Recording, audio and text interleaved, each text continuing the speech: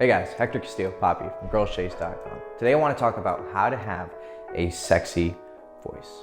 Your voice is one of the most powerful tools that you can use to seduce women.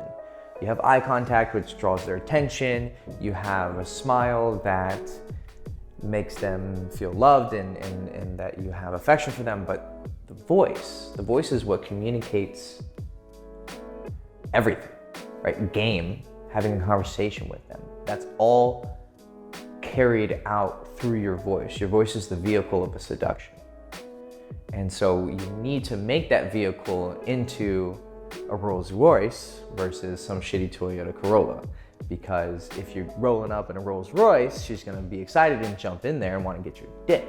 And so if you make your voice sexy, you're gonna have that pleasant experience where everything that you say, whether it's a normal question, whether you're just making a statement like, hey, that girl over there has a fat ass, but if you say it in a cool and sexy way, one guy is gonna be, oh, that's funny, or that's sexy because he's a cool guy and says it in a cool way. And then you have a lame guy who says it and she's like, you fucking creepy ass motherfucker. Get the fuck away from me. But if you can say things in a sexy way, it makes literally everything attractive.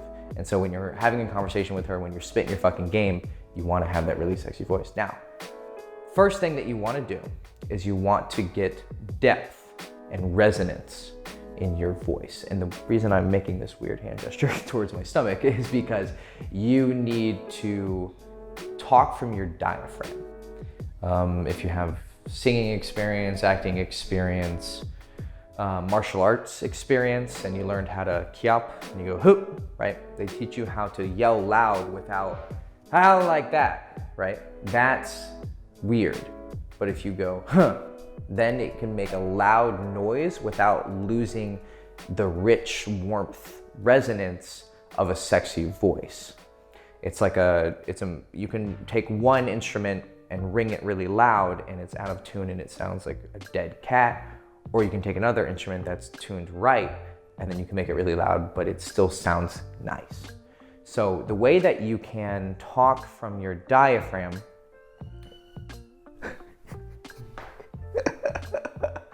is she was demonstrating, the cat was demonstrating how to talk from your diaphragm. What you want to do is usually, basically I'm going to teach you how to breathe. Most people breathe like this. They breathe up with their chest. This is a terrible way to breathe, and it's, considering how many times you breathe throughout the day, it's actually going to tire you out because you're lifting up your rib cage. The way you want to breathe is through your stomach, but I think that people are just afraid to look fat because you breathe out with your stomach and your stomach comes out and you feel fat and you look fat.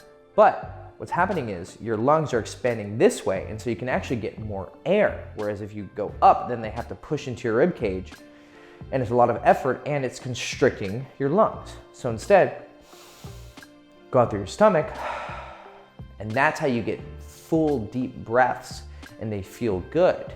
And the reason why I want you to do that right now while you're watching this video, maybe you're in public and people are gonna be like, why is this guy like intensely breathing while looking at his phone?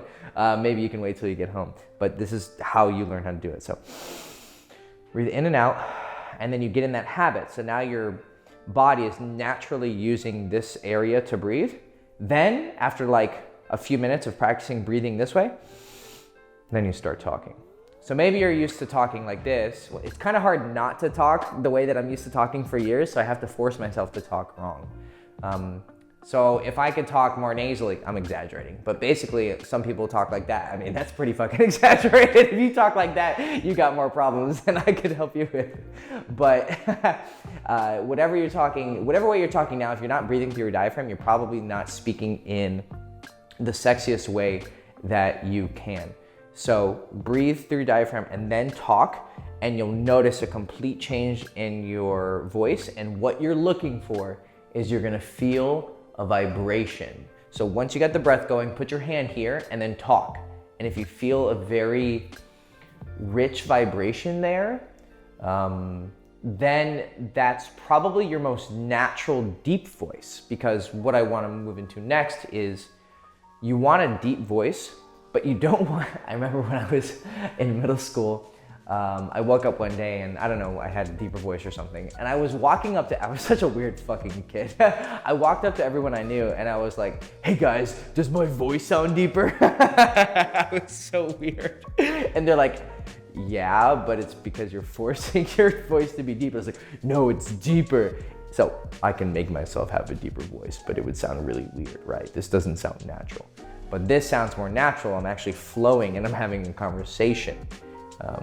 So unless I'm in like a really sexy situation where I want to talk low like this, that's not normally how I'm going to talk. So you want to have a normal conversation and speak to someone in a normal volume and a normal cadence and a normal pace. So you want to talk deeply, but you don't want to be like some caricature of an alpha male that you think should be like, have a gravelly voice like, yeah, I'm so deep. That's, no, it's not sexy. It's more intimidating than it is sexy. So that kind of voice will intimidate other men, which will make you higher status. But our focus is on being a lover. We go for the lover strategy. And the lover strategy is deep enough that you have a masculine voice, but not so deep that you're this fucking weirdo Viking. So go deep as naturally as you can by breathing through your diaphragm. You can of course experiment with it. Find a voice that's deep enough that it's sexy to you.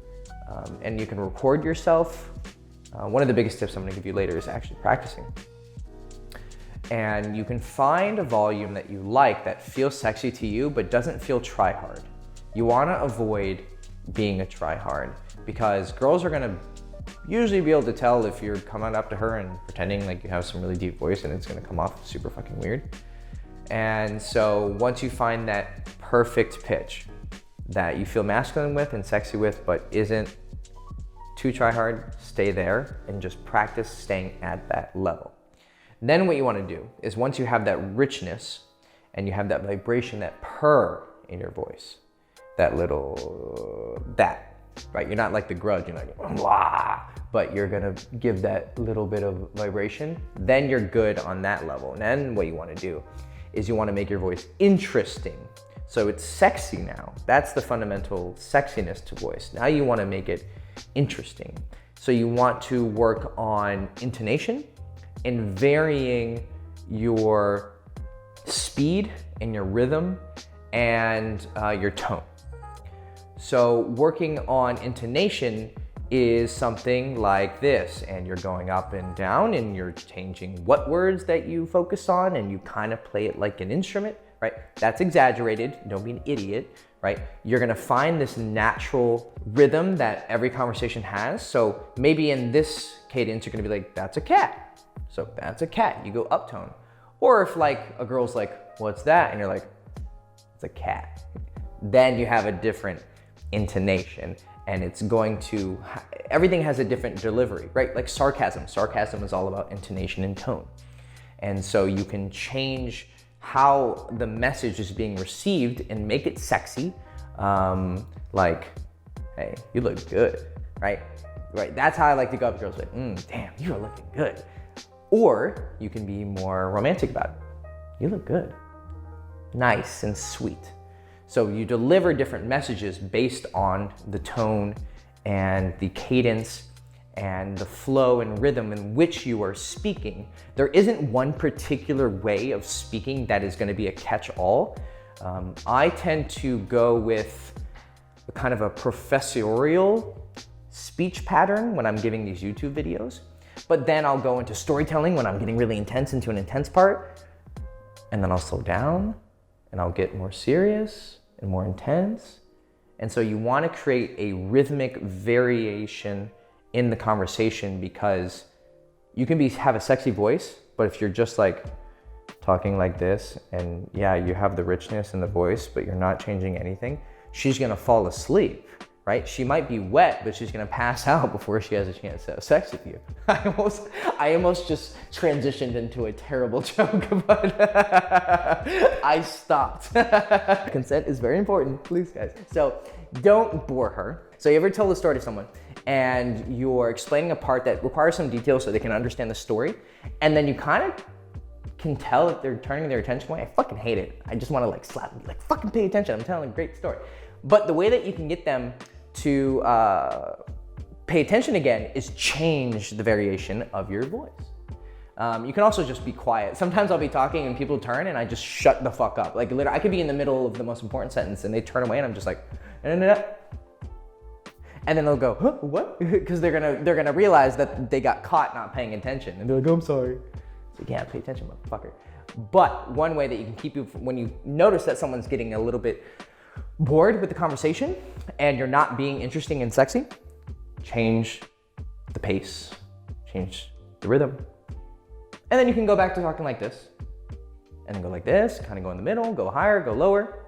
So use all of those things, tone, hello, hello, hello, right? That's tone. Rhythm is you're going like this and then you're going like this really fast and you're amplifying very quickly. And then cadence is the same thing as rhythm, I think.